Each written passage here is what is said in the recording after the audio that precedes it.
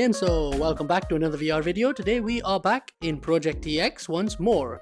You may notice immediately there's a little bit of awkwardness in the sound. That's because, one, I'm using my Oculus Rift CV1, mainly because it's just more convenient. It's like 100 million times more convenient for me. That sensor is in an awkward position. There we go, that's fixed. Also, I've had a flu, so there we go.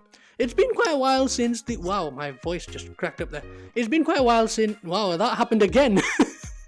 It's been quite a while since the last video. And actually, I want to mention something before the end of the video this time around.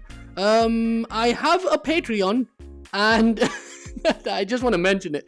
I normally say it at the end of the video, but yeah, I've basically been living off savings and Patreon right now. So yeah, if you can join in, you can join in. If you can't, that's life. Right? Otherwise, subscribe. Don't press it twice because then it unsubscribes. But there we go. Right? So that's that. But also, I want to talk about funding for the project itself. So this is ProjectTX, which is the game that I'm working on, which is this game. This is a tech demo for the game. And yeah, I've been considering sort of official sort of funding in proper investment and stuff. And I've been talking to people, and that's that. But also, I want to go ahead and try and get independent funding as well. So I am considering a crowdfunding campaign. If anyone has an opinion on that, go ahead and mention in the comments. Say what you want to say. But if I go ahead with it, I'll probably build something like a Kickstarter for the release of this tech demo. So when this releases, that'll go live, right? If that's something I go ahead with, and that's live, right? That's just how it is. That's pretty cool, right? That's that, and let's begin the video. So here we go. This time round, wow, my voice is going crazy. Right, today's video is going to be about the interactions. This is a big interactions update.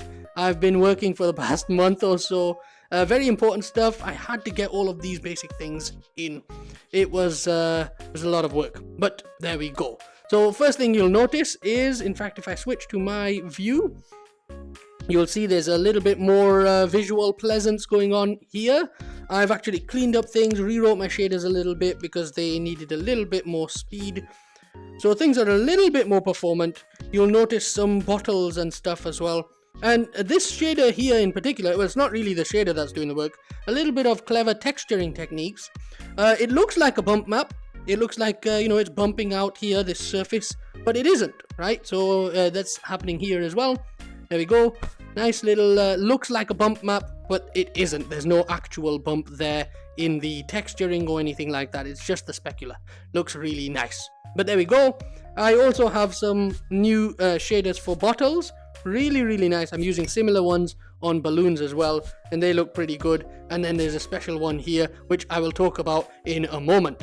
The first thing you will notice is that there are now some proper sounds going on in the world, right? So that's something I want to talk about because it's actually using a new system behind the scenes for properties. But before we do that, I want to talk a little bit about the physics very quickly because it's something that has been mentioned. It's been mentioned probably since the beginning of physics in VR ever being a thing. So I've been hearing this comment for years now. But you know what? I could just kind of turn you over. No, you stay there. I'll turn over here. There we go. Now I'm looking at the camera as well as the camera, right? Which is, it's a bit awkward. But yeah, so talking about physics, a lot of people always mention this. It's too strong. Your character is too strong, right?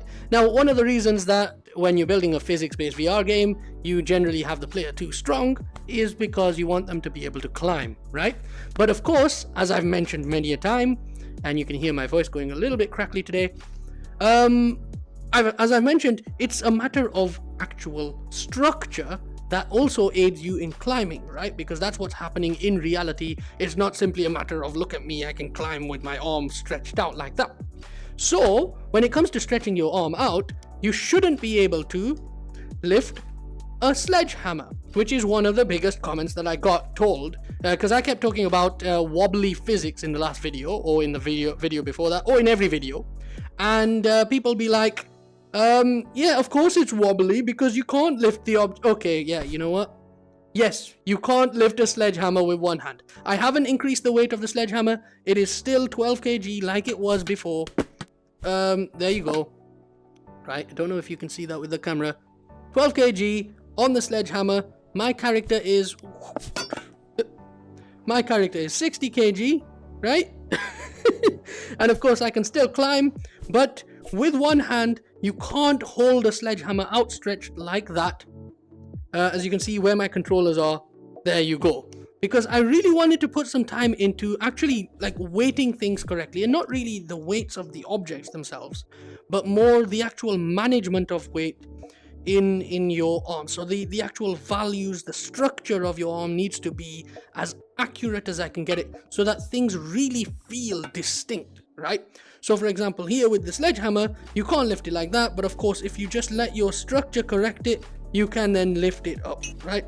You can, and of course you can always swing it, right?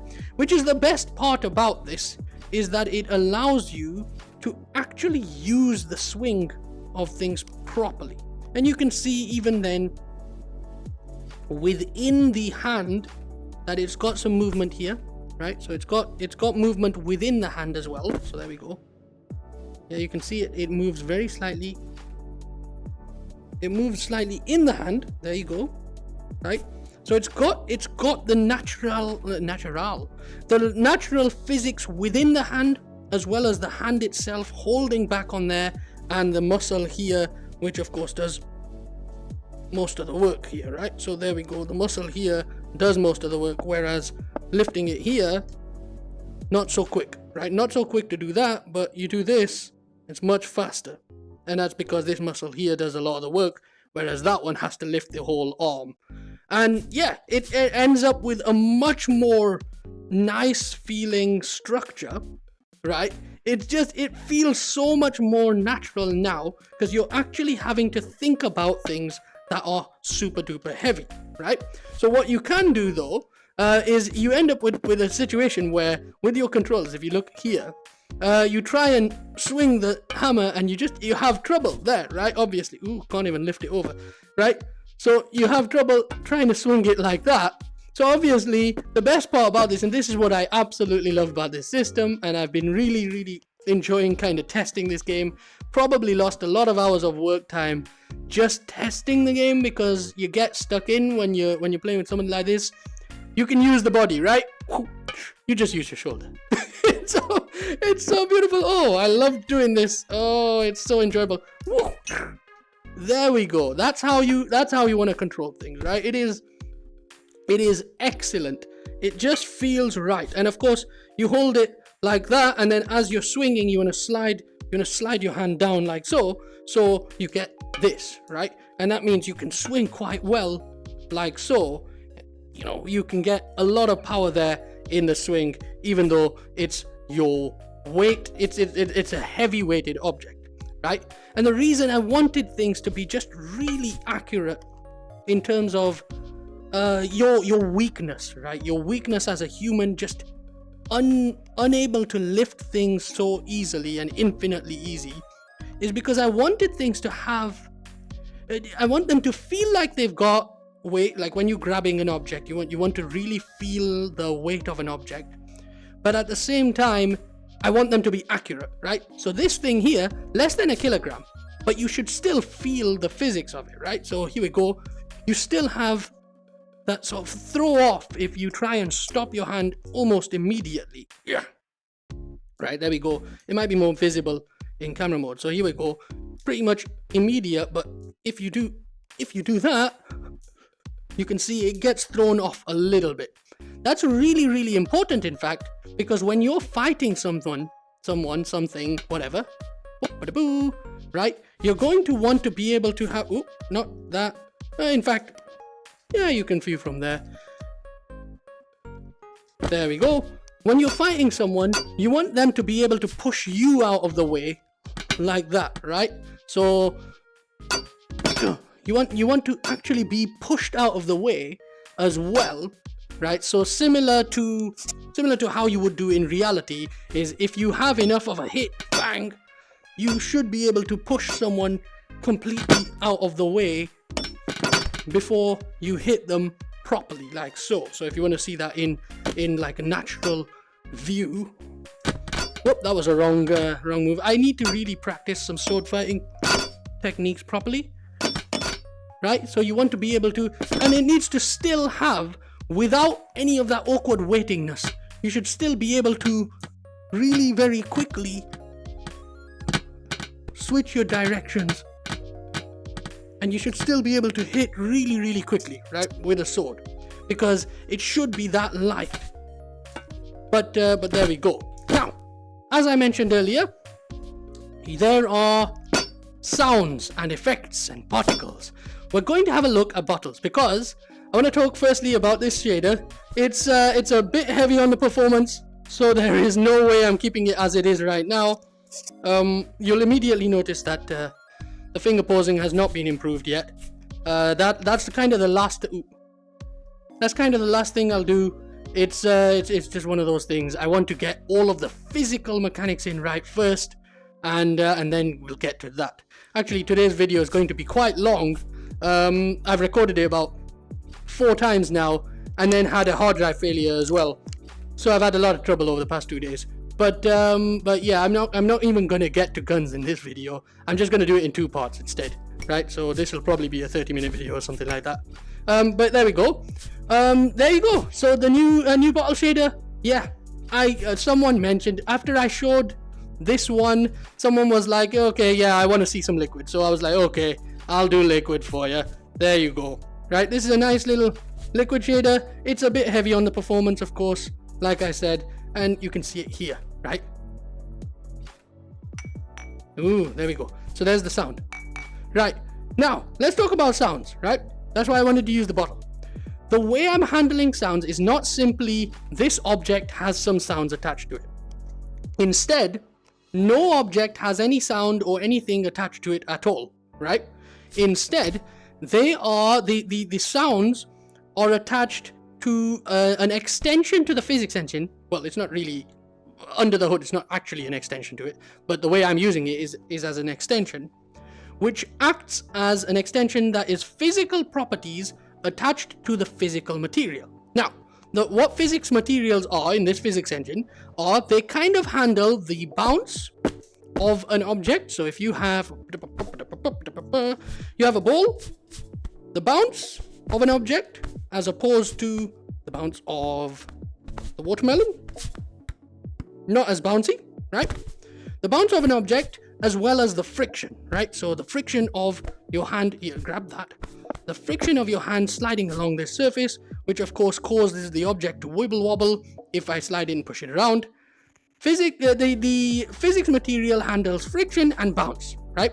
But that's not enough really. I wanted it to handle a lot more than that, including sounds.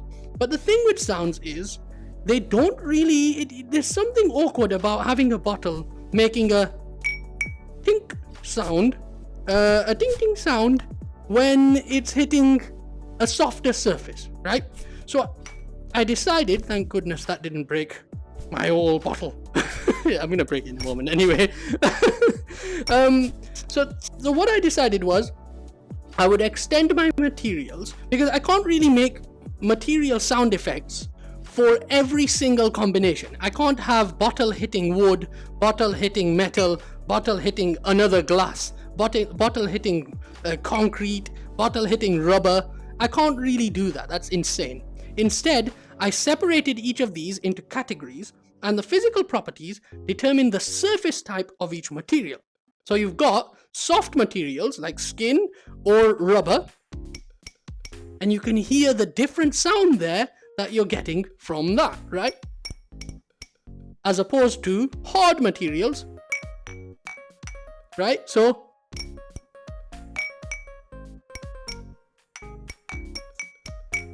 you hear the difference? And that's based entirely on the material, right? So this bottle, it's not the bottle that's making any sound. It's the material hitting another material and checking the surface type of that material. And then of course we've got metal, which is just using the same sound as hard right now. That's actually a hard surface as well. That's actually glass. There is also a rock surface, so concrete and stuff like that. But then there we go. It's always just fun to do that instead, right? Now, what I want to show you obviously is that it's not just the sounds that are being handled by that. If I pick up a sword, you'll see here that it's not just a matter of sound, because when I hit the soft materials and then I hit hard materials, you get a different sound. But when you hit metallic materials with a metal object, you get that spark. Now, not all of these sounds are custom made. Some of them are still those lousy old ones that I've been using for a long time, mainly because I haven't recorded them. But for things like the bottle, I've recorded those myself. So there we go. So this glass here that you're seeing in my hand, that's the actual one you're hearing in the game world when I'm when I'm using them. So there we go. When I'm moving bottles and stuff around, that's the actual sound effect.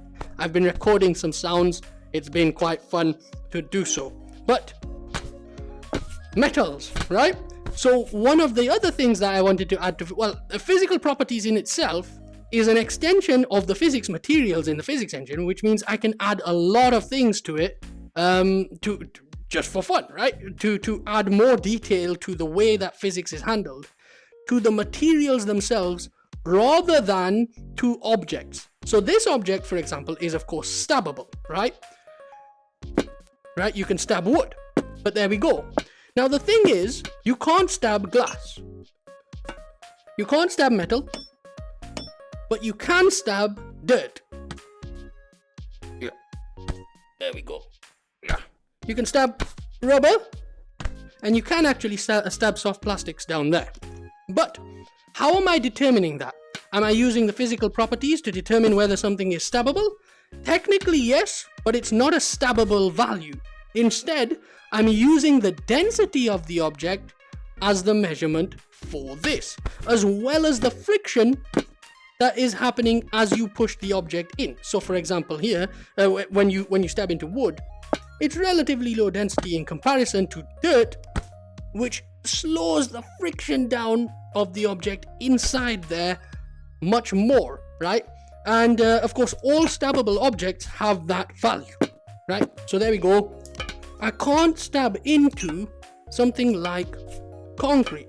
Now, of course, this is all dependent on the sharpness of your object as well. So if I pop over to here, we've got this, and I can't stab into a concrete surface, right?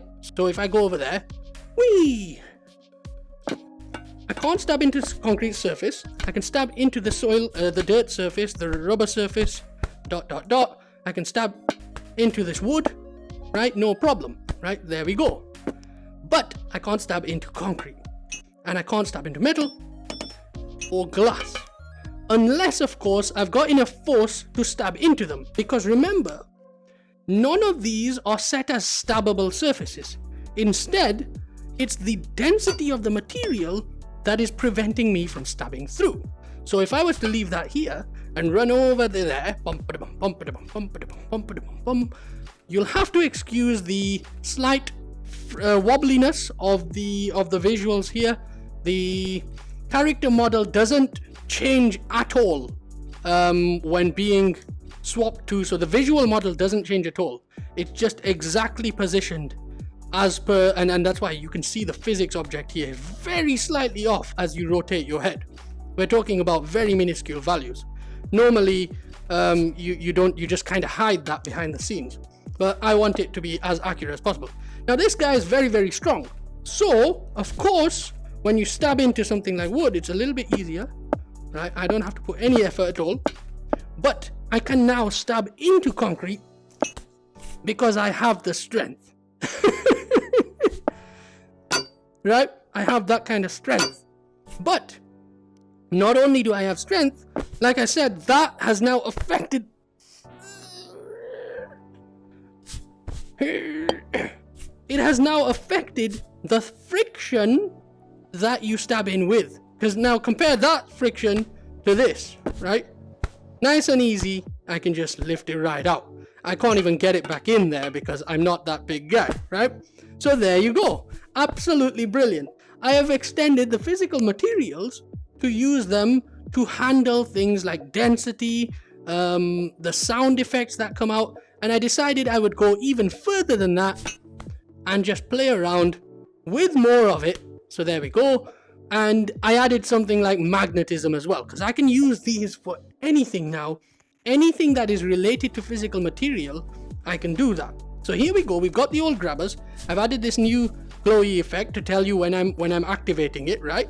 So there we go. It can attach to anything, right?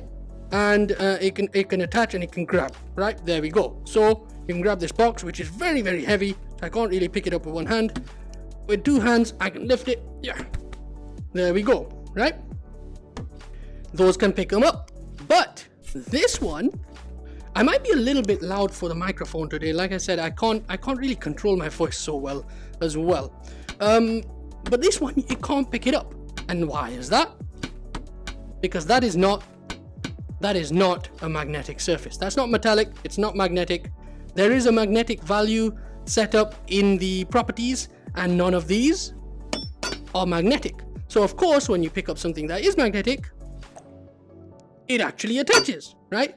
This is a magnet-based system now. So now I can detect magnetism as well. And it's entirely based on the material, right?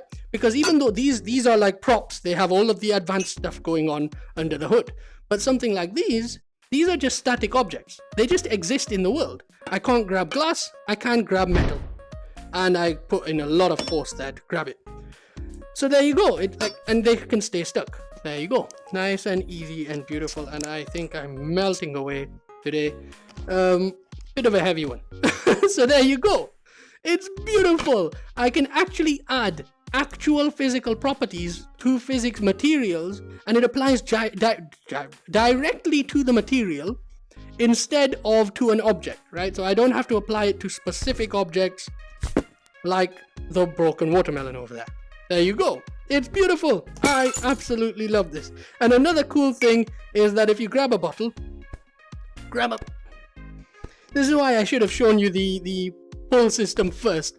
But if you grab a bottle and then you smash it over here and you smash it on the concrete, and then you can, where's the end bit? There you go. You can grab that and then you can just stab him with that as well. So yeah, even that is stabbable, right? So it's got stabbable on the end of a bottle. You look terrible. Just take that off, please. But there you go. You'll have noticed though, when I point it towards an object, I can actually make it glow. Now you've seen this before in a previous version of this game. In a video probably about a year ago or so, which is my distance grab. And you can see it doesn't pull the object directly into hand. I still need to put a little bit of work for rotating it properly, but right now it pulls it towards the area in front of you, and there you go, and then it drops after a moment as well. So you can do that with anything you need to grab, and you've got a distance grab there that allows you to grab it. So there you go. But there's more to it. There we go. There's more to it, right? It's not simply a matter of hover grab, and then grab it from there. It's more than that, because what I wanted to do is I wanted to use this as a pure physics-based thing. There's no fakery going on. Nothing immediately attaches to your hand or anything like that. Nothing pulls directly to you. It's an object that hovers directly in front of you, but there needs to be limits to that, right? So what I did is I decided there would be a physical limit, and then that acts very much like a force-based pull, right? I have to add the word based there because copyright, it's completely legally distinct. It's a force-based pull, right? Okay, so there you go. You've got force-based pull, and you can pull any object towards you. So there you go. And of course, what happens when you've got something that's too heavy to pull is it still pulls towards that position, but with the limited force, right? So there you go. And you end up with the ability to control things that this is too heavy. I can just about lift it. There you go. Start rolling, right? you get the ability to actually pull things that are light enough for you to pull. There you go. And then things that are heavy just kind of get dragged along, and there you go, right? So you can still grab things from distance even though they're too heavy to grab. So there we go. You pull it along and then you can grab it, right? It's beautiful. Whereas light things, you just pull them and they come up there. And that adds some more detailing to the game world because one, it's lore friendly. Under the universe in this game, there is the TX energy that I mentioned in the video where I described the hover grab originally, right? So you've got that, but also it allows for more advanced puzzling, for example, right? So I can stand up here and then I can put, not that ladder, the other ladder, for goodness sake. I can pull the ladder and grab it and there we go, right? So it adds a new technique, it adds a new addition for puzzle building, right? And it allows you to do things like that. So you've got things that are too heavy like that, and you can now bring them towards you to break things and do things like that. So you can just hover grab any object, even if it's too heavy, right? It just creates a new mechanic for actually handling things. It's absolutely beautiful. And things like this wheel, you pull it and it rolls over, and there you go. Even though it's light enough to hover, right? It can just about hover, but because it's just about heavy enough, it actually gets thrown about. Next element of the game. Ooh, this one is the best, because this one is the attachment system. Da, da, da, da. Yay! Let me see how terrible that looks. Is it positioned alright? Yeah, it's positioned alright. Wow. At least this object is positioned alright. So the swords, they don't really position very. Yeah, look at that. I need to put some time into repositioning things. These are not positioned so well. Now, one thing you'll notice, actually, let me just, well, you know what, I'll keep my view mirror on. You can see this mirror. You shouldn't be able to see it, but there you go, right?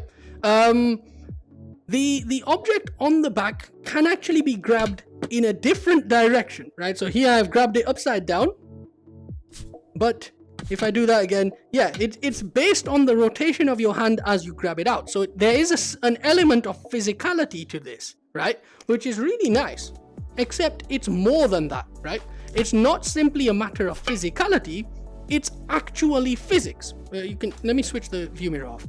It's actually physics. So this object here is not just being positioned on my back.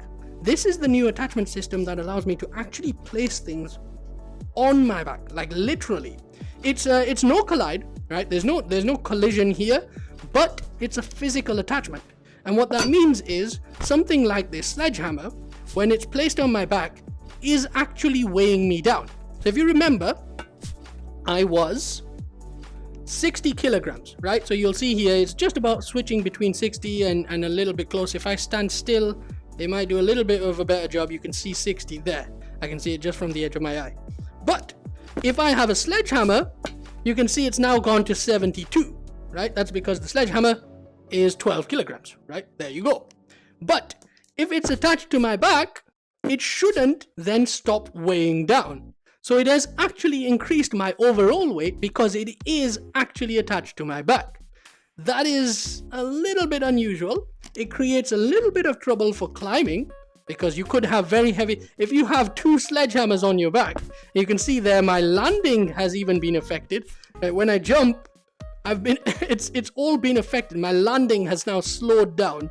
And now I weigh 84 kg, right?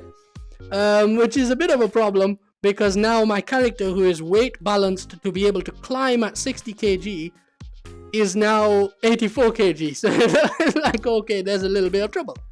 But I'm fine with that. I want to work a little bit on a more RPG friendly system here. Again, this is not entirely a game thing.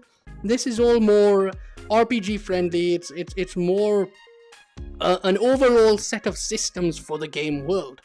And you can see why this video was going to take a little bit longer than I expected, because there are so many little bits and bats that I've added in, and I like to talk with a lot of detail. Now there is of course more going on, so things like weapons. can be attached to the sides here, and there you go. In fact, there's a little bit more. I'm not going to show you any of the actual physics mechanics for the guns, but right now I'll just show you something because someone mentioned this. A lot of people were annoyed with this, so I decided, you know what? You want me to do it? I'm gonna do it. Okay? So, leg collision. Click.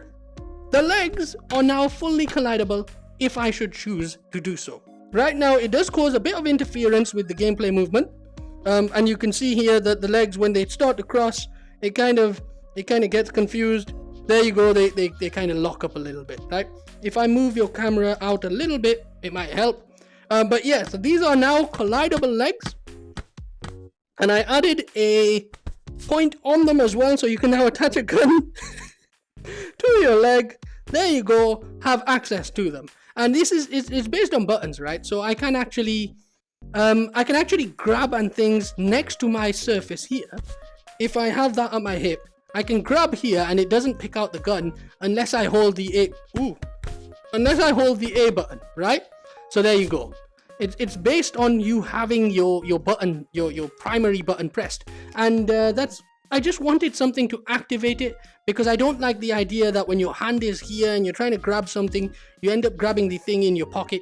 I don't like that. But as you can see, I'm able to use the legs physically now, which is, again, once I've actually written this system with a lot more intelligence to it so that it doesn't cross over and it doesn't impact my movement. Right now it's impacting my movement quite a bit, especially when I try and climb or something, right? There's going to be legs there impacting my movement. So it's going to be really cool that I can actually use the legs physically, like literally exist in the game world. But of course, right now, there'll just be a little bit of a cause for concern, because if I have something like this, it's like now my legs are probably interfering quite a bit. I try and hop myself through, and I can barely get through, right? So whereas if I switch off the leg collision, so now they're not collidable, there is a small problem, which is that gun is no longer accessible, right? So those grab points no longer exist because the legs are non-collision, and those points are directly attached to those colliders, right? So that it's actually the leg collision that impacts whether I can access the trigger zone. So that's a small problem. I'll probably be able to fix that later on down the line. Because having the legs always collide might be one of the biggest problems that you'd have playing a game like this in this way. It's a bit awkward to have leg collision all the time. But now that I have no leg collision, it should be a little bit easier for me to hop through here and go right through from there. But yeah, how many games have you seen where you can actually hang yourself in to a tire swing, hey? But of course, things get cooler, and you know what, we'll leave that there just for fun. It looks nice and cool, right? And now I'm a cool guy who has a gun on his leg, because that makes absolute sense, doesn't it? Things get really cool when you're dealing with the attachment system, because you can take things to a much more extreme idea. This is the rope gun, right? You've seen this before. It's basically a grapple hook, right? So there we go. You point the grapple hook up there, and now you've got a grapple hook that you can swing off of. Brilliant. But there's more to it than that, because the grapple can of course be attached to the back using the attachment system. So you know exactly what's going on now, don't you? So what we can do is we can use the grapple. You know what, I'm going to be better off if I go over here first and get me some, a little bit of targeting trouble. Get me my little rocket boosters first, because I'm going to need them when I'm doing this. So what we want to do, we'll hang those over here, and we'll take this and we'll try and shoot the... There we go. And now, 1, 2, 3, hit! Yay! And there we go!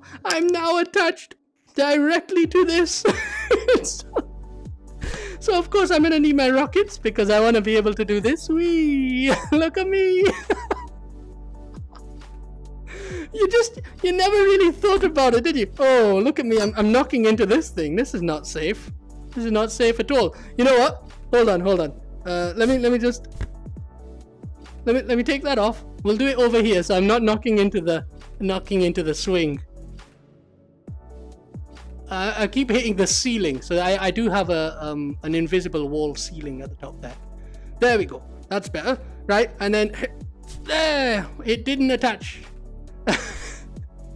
I'm gonna have to try and catch that now.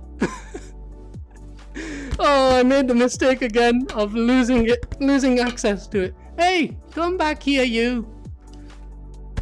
There we go. Right, now then, let's try this one more time. There we go. And, yeah. Oh, come here. Right. Oh, come on. Oh, come on, give me the grapple. I keep missing as well. Got ya. Right, one more time. Boom in heck. I might skip to this. I think the problem is that I'm putting it too high, so it's becoming difficult. Right. There we go. Better. Right. So there we go. Now I've got rackets. I can fly around and I can swing on this. It's an actual swing now. Whee! And of course, it can get a little bit extreme if you throw it a little bit too much. So there we go. We can go woo all the way. Yay! It's absolutely absurd, of course, as always, right? Everything I do is absurd like this. Just go round and round and put that back, and then we grab that and whoa! Ugh. It's freaking beautiful. I love it. I love this. This game has gotten me absolutely going absurd.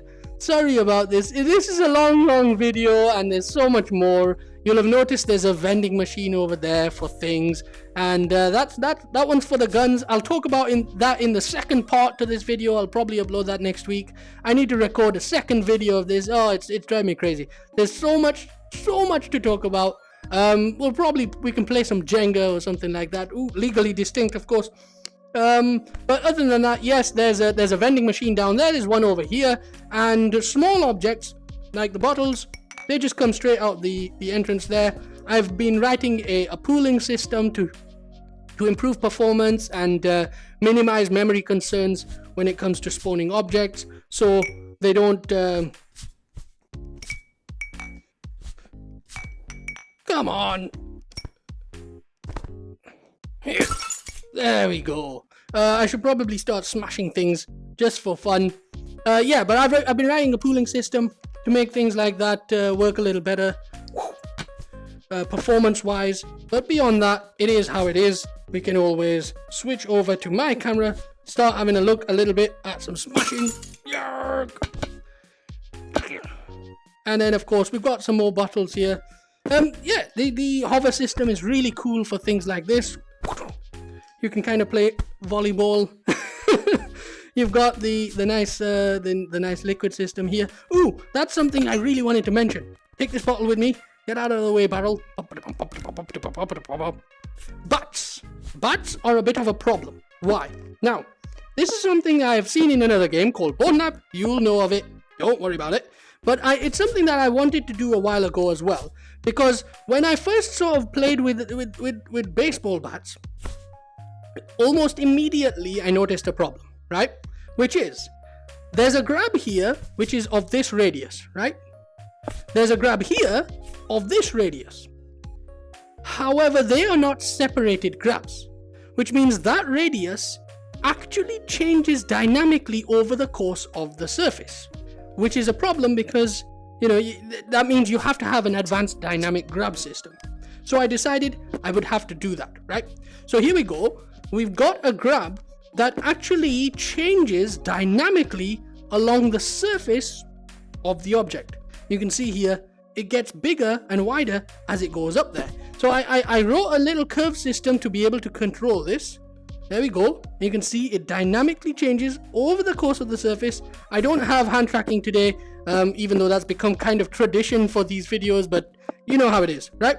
And I wrote that, and I decided I'll use that on pretty much anything that requires it. So even things like this, like these, there is a little bump there where the finger lifts up, right? Let's see if I can. Oh, I'm too wide. I'm too wide with that mode. But yeah, there's a little bump there that your finger actually lifts over. Once I've finished the actual pausing systems for the fingers, things will look really, really cool. But right now it's being used even here, right? So there we go. You can see how the surface of the bottle is matched by the actual grab. And remember, this is not the finger pausing. This is actually the grab system, right? So there we go. There, the fingers actually lift out, right? And then you can grab the thing nice and tightly here, or you can grab it like that properly on that end. And you'll notice that, yeah, even with small objects like bottles, I always allow double hand grabs, right? 2-hand grabs. I don't like the idea of controlling whether the player can hold something with 2 hands.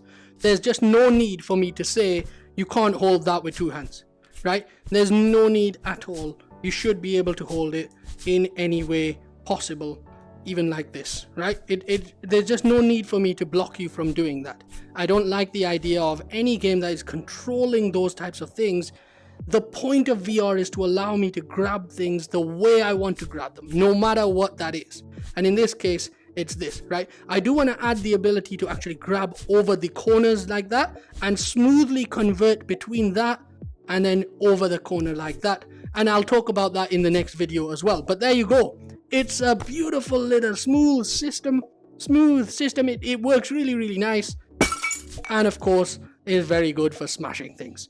But there you go. Thanks very much for watching this video. I'll probably do a little bit of punching because we haven't seen this in a long while. So there we go. We've got a nice, right? We've got a little bit of a Wing Chun area here if you want. I know I did this a long time ago in a previous video. You might need to zoom out. I don't know if you need to zoom out or zoom in. There's a little bit of things going on around here. It's a bit uncomfortable area here. We'll move you over to there, and you know, there you go. You can grab the surface of his hand as well, so you can swing him around. You can grab him from here and just pull it back, grab him in the head and slap him.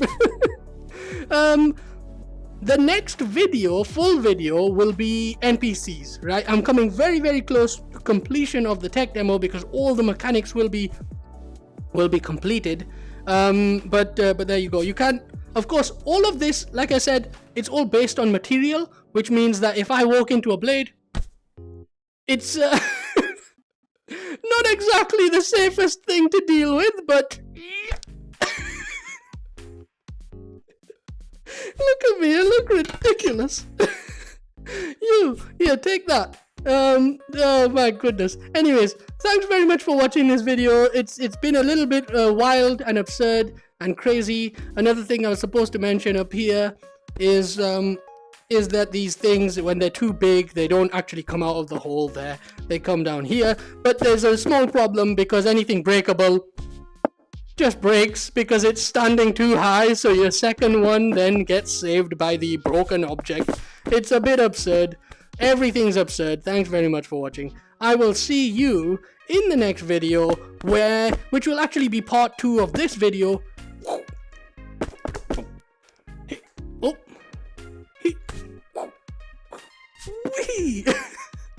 It'll actually be part 2 of this video. But that's the end of this video. Thanks very much for watching. I will see you in the next one. Subscribe. Hit the like button 1,000,000 times. 1,000,001 times. It has to be an odd number, okay? Just all buttons that you click on YouTube must be clicked an odd number of times. Otherwise, they'll revert back to the previous status. And check out the Patreon. Look forward to a Kickstarter if I do finally decide to do that. Please comment on the idea in the you know what? Yeah, comment in the description as well. There you go. I am very flu heavy right now, so goodbye.